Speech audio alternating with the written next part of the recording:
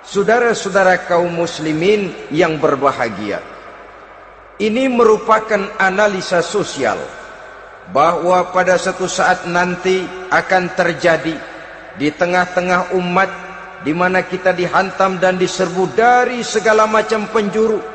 Akidah didangkalkan, peradaban dan kebudayaan dirusak, makanan dan minuman diracuni, pakaian ditelanjangi dan lain sebagainya, sampai kita melepaskan nilai Islam yang kita cintai ini. Kondisi sosial ini satu saat akan datang kepada kita.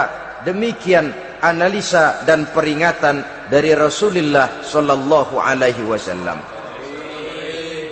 Marilah sekarang kita melihat, adalah benar bahwa di zaman sekarang kita insya Allah tidak akan mengalami perang Badar sehebat yang pernah dialami oleh Rasul dan para sahabatnya.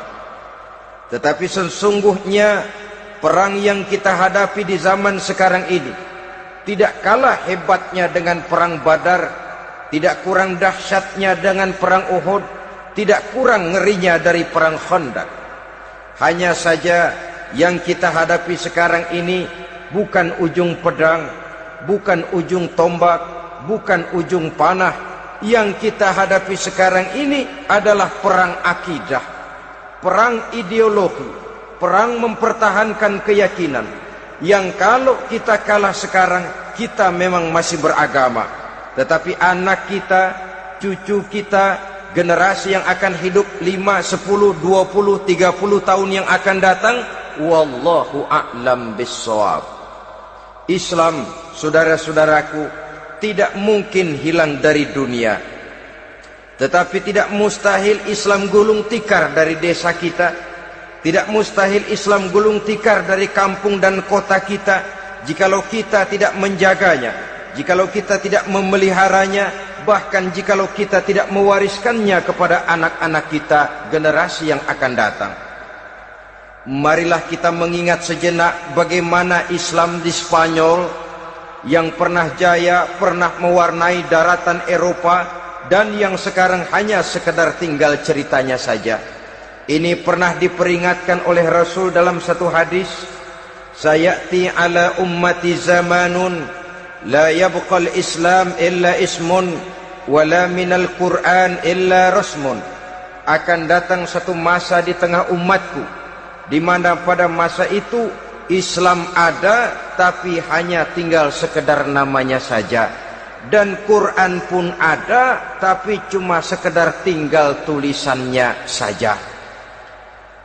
Apabila kita tidak mewariskan ini kepada generasi yang akan datang, maka serbuan-serbuan dari berbagai macam penjuru dari hari ke hari semakin kita rasakan kehebatannya.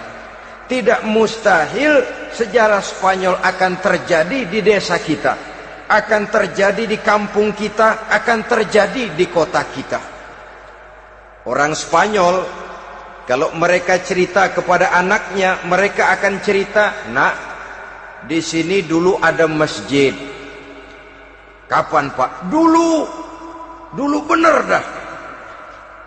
Banyak orang Islam kalau hari Jumat pada sembahyang, kapan itu Pak? Dulu sekali. Sekarang cuma sekedar tinggal ceritanya saja.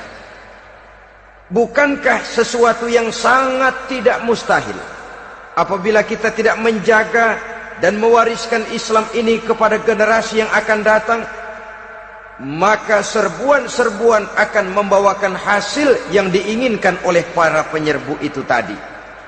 Kita sudah menjadi umat yang mayoritas, tetapi umat yang mayoritas ini menurut Rasul dikepung sedemikian rupa, akidahnya didangkalkan, peradaban dan kebudayaannya ditekan sedemikian rupa, kehidupan sosialnya dibuat individualis, kemudian dari segi pergaulan, pakaian, makanan, minuman dan sebagainya diracuni, sampai dia tidak lagi berpegang teguh kepada agamanya.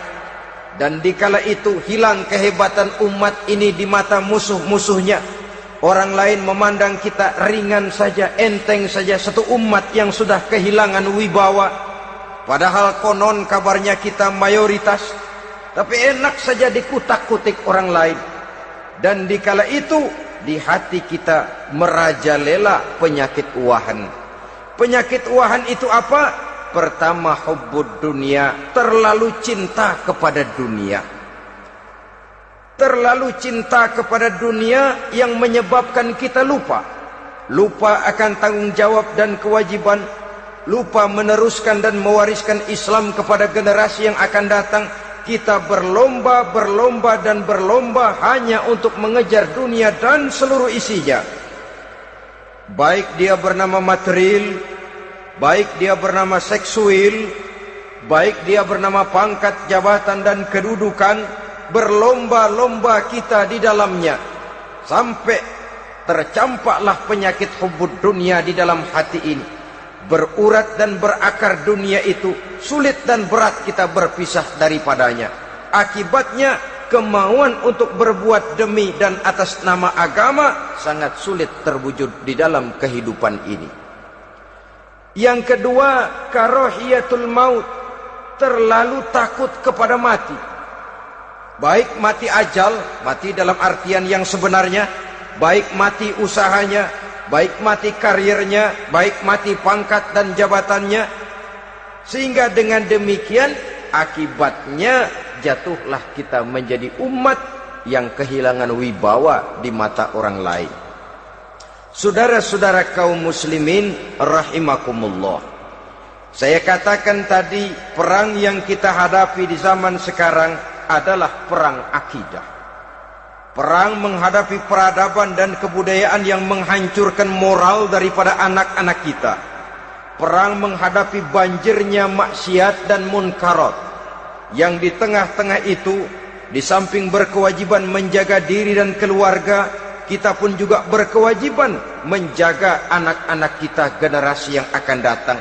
Mengarahkan dan mendidik mereka sesuai dengan yang dikehendaki oleh Allah Subhanahu wa ta'ala.